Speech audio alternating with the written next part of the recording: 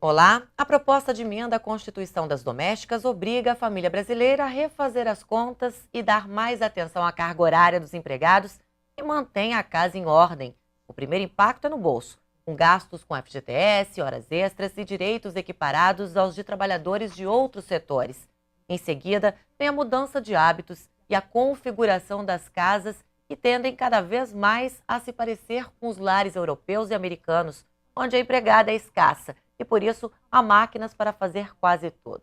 É o que vamos discutir com a deputada Inês Pandeló e a juíza do trabalho aposentada Comba Marques Porto. Deputada, essa nova lei, qual a sua opinião em relação a isso? As pessoas têm que se adequar mais à realidade brasileira ou que a mordomia acaba ou realmente os empregados domésticos estão sendo equiparados com trabalhadores rurais e de outros setores e eles merecem esse tratamento também com horas extras e FGTS?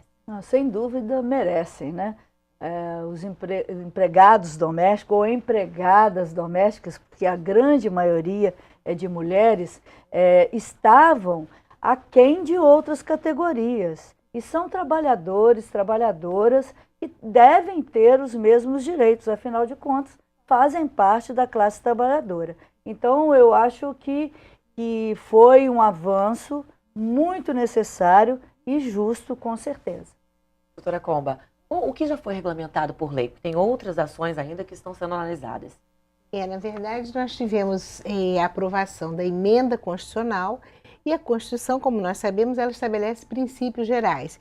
Então, o que fez a PEC das domésticas? Proclamou a igualdade, como diz a deputada Inês, entre as trabalhadoras domésticas, os trabalhadores domésticos também, mas nós dizemos as trabalhadoras porque a maioria, são 94%, de mulheres, né? Eles tinham tratamento jurídico diferenciado. E não é possível, não há nenhum argumento jurídico que justifique essa discriminação. Ocorre que, então, a Constituição já conseguiu, de plano, assim, já desde o dia que foi publicada a emenda, regular o que era possível. Por exemplo, a jornada de trabalho, que é um ponto importantíssimo dessa reforma da legislação, né, dos domésticos. Então, estabelecendo a jornada diária de 8 e máxima semanal de 44. Outros pontos também, inclusive que já, digamos, alguns já estavam até estabelecidos na lei das domésticas, como, por exemplo, o direito à irredutibilidade dos salários, o direito ao salário mínimo, o direito à igualdade de oportunidades e alguns, aviso prévio, 13º, para isso elas já tinham. O que ficou, na verdade, dependendo de regulamentação? Alguns desses direitos, que estão todos eles previstos lá no artigo 7º da Constituição Federal, que não podiam, por uma questão até de operacionalidade da Caixa Econômica Federal, por exemplo, no que diz respeito ao FGTS, passar a serem exigíveis no dia seguinte, porque a lei é assim, né? Publicou no Diário Oficial, no dia seguinte está funcionando. Ali não podia ser assim, não podia entrar em detalhes na Constituição. Então nós temos questões importantíssimas que ainda dependem de um pronunciamento do Congresso, e no caso já há um trabalho sendo feito nesse sentido no Senado Federal, para tratar de como vai ficar a indenização compensatória pela dispensa sem justa causa, o seguro-desemprego, o FGTS, o trabalho noturno, o salário família, a creche, o direito à creche de 0 a 6 anos, que já está previsto na Constituição desde 88, para todas as crianças, independente da sua origem social, e também o seguro contra acidente de trabalho, que é um ponto interessante também, porque no âmbito doméstico ocorrem muitos acidentes de trabalho. Agora, por que precisa, na verdade, de uma regulamentação específica e não podia aplicar tudo como já se aplica às empresas? Por uma questão muito sutil e delicada. A casa de família não é uma empresa, não é? E o empregador doméstico também não paga as suas empregadas com lucro, como as empresas pagam os seus empregados. Na verdade, ali ocorre uma espécie de transferência de renda, né? Você recebe o seu salário como empregadora, precisa de uma pessoa e contrata pagando do seu salário. É por isso que o legislador, que já fez esse grande avanço de proclamar essa igualdade, era uma frustração da Constituição de 88. Eu participei da Constituinte, não como parlamentar, mas como representante do movimento feminista no Conselho Nacional dos Direitos da Mulher. E nós levamos, deputada talvez lembre, para lá a questão da doméstica também. Sim. A Carta das Mulheres, a Constituinte, que foi levada pelo Conselho Nacional dos Direitos da Mulher, com o aval do movimento feminista, tratava dessa questão das domésticas. Mas nós não tivemos espaço político para mexer nisso. Você vê, e foram precisos ainda muitos anos, vocês vejam, né, muitos anos, de 88, agora estamos em 2013, para que essa igualdade fosse declarada na Constituição. E a gente se pergunta por que tanto tempo, né? Você vê mais de 90% de mulheres na categoria, mais de 60% de mulheres negras, né? Então,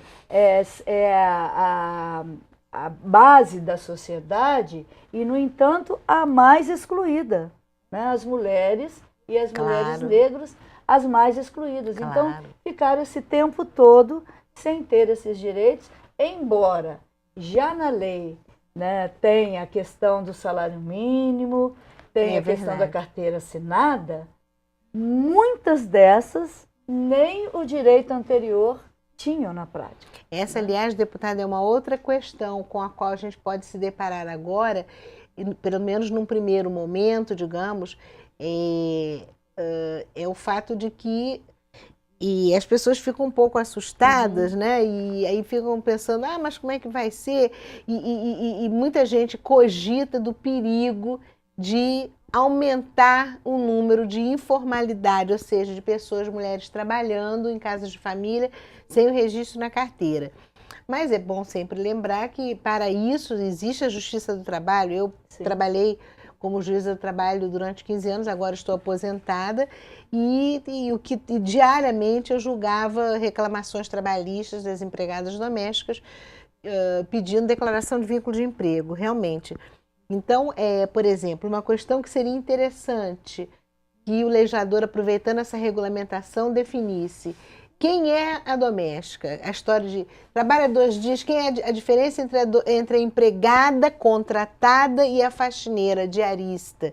Então, há uma ideia, já uma jurisprudência, inclusive, do Tribunal Superior do Trabalho, entendendo que quem trabalha 2 dias na semana não seria titular do vínculo de emprego, ou seja, com a carteira anotada e com esses direitos todos lá do artigo 7º, seria diarista. Mas isso não está escrito em lei nenhuma. É uma decisão jurisprudencial que não faz na nossa cultura jurídica, no nosso sistema jurídico, jurisprudência não é lei, não impõe a obrigatoriedade de uma lei. Então seria interessante para que houvesse nesse momento dessa transição para uma democracia mais verdadeira, no caso das domésticas, uma segurança jurídica maior, tanto das empregadas quanto dos empregadores, quanto a quem é quem, entendeu? Então, para você até programar a sua opção.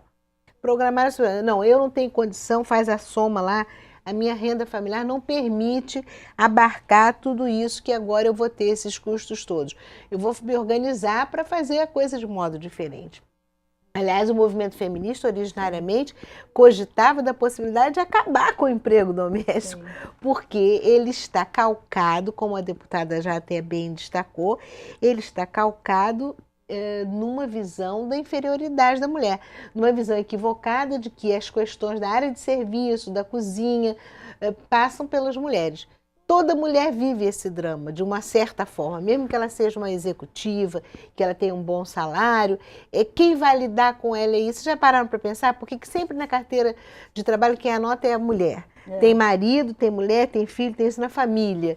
E sempre a mulher é a patroa, a patroa, é um encargo da mulher. Sim. Então isso faz um pouco mostra um pouco que essa questão do trabalho doméstico ser especialidade das mulheres, sejam elas executivas ou empregadas domésticas, isso tem que acabar. E o momento é esse, já que existe agora talvez um custo maior para se ter uma empregada, gente, é a hora de convocar os maridos, os filhos, as outras pessoas da família para participarem, para dividirem essas tarefas. Não faz sentido que só a mulher se encarregue disso dentro de um lar. Não é verdade? Nós não somos mais a rainha do lar, nem queremos mais ser. Avental surgiu, não tem nada a ver. Não foi bom.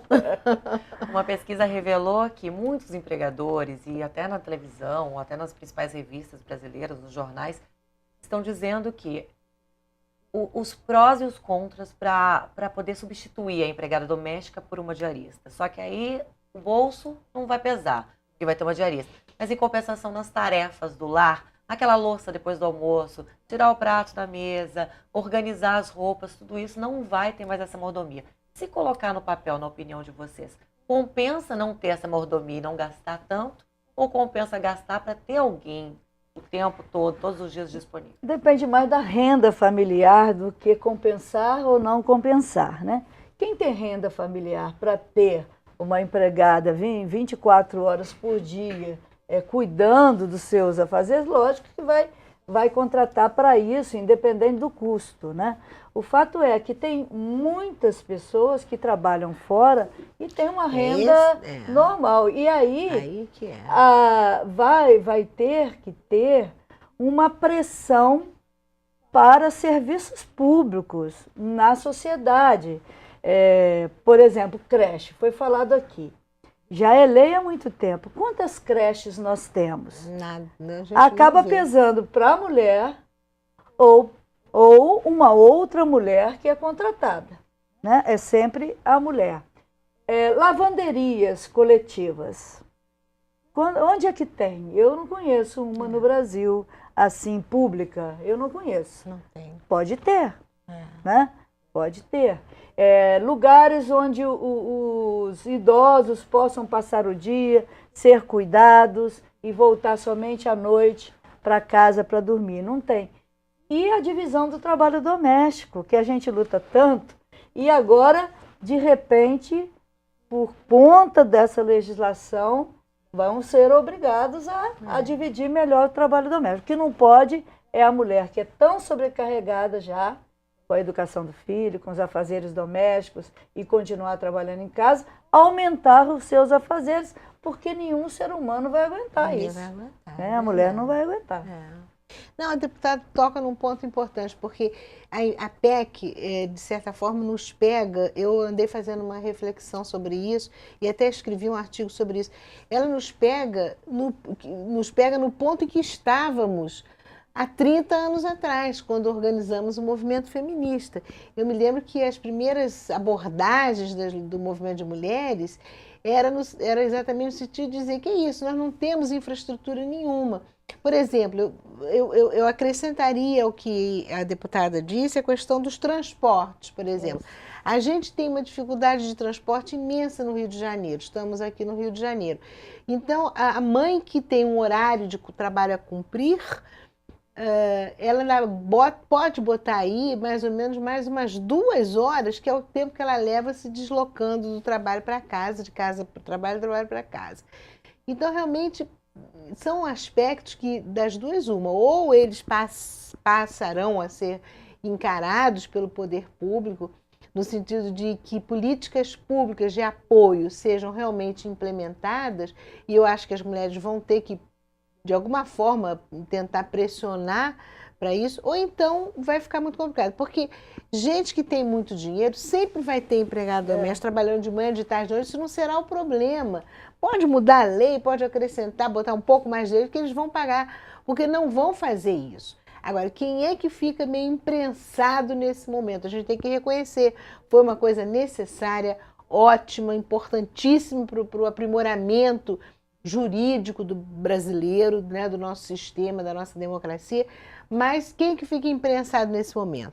A mulher de classe média, às vezes até de classe um pouco mais, que para sair de casa precisa de ter que a empregada chegue. A mãe solteira, nós temos um contingente imenso de mulheres que são chefes de família e sozinha respondem pelas famílias, e pelos filhos, e às vezes até por uma tia, pela mãe.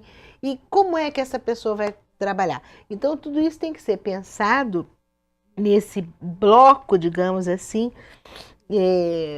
que vem hoje liderado pela grande reforma da PEC das domésticas. Tá, ok, nós vamos para um breve intervalo e já voltamos com Toda Mulher.